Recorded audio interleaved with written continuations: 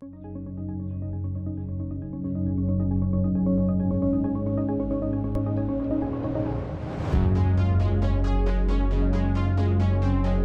guru taman kanak-kanak di Kabupaten Kediri, Jawa Timur kini harus banting setir menjadi montir di bengkel sepeda motor. Momen saat guru wanita ini bekerja di bengkel juga terpotret kamera hingga viral di media sosial. Pekerjaan menjadi montir bengkel ini dilakukan sejak setahun terakhir. Dikutip dari Kompas.com, sosok montir tersebut adalah Roy Hatul Janah yang akrab disapa Ika. Saat dikonfirmasi, Ika mengatakan bahwa ia menjadi montir sejak setahun terakhir. Ia mengaku, mendirikan bengkel tersebut bersama sang adik bernama Ferdian Muzaki.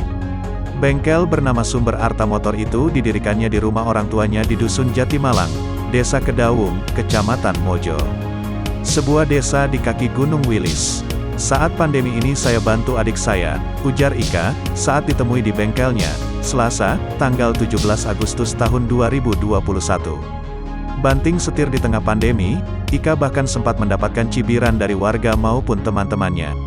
Pasalnya, pekerjaan Ika sangat bertolak belakang dengan latar belakang pendidikannya.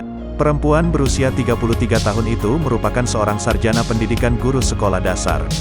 Selain pernah mengajar di SD, dia juga sempat mengajar selama 3 tahun di taman kanak-kanak.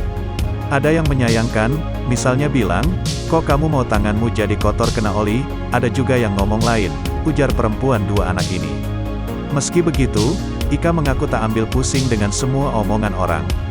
Menurutnya, ia melakukan hal yang benar, dan pekerjaannya adalah bagian dari kesetaraan profesi.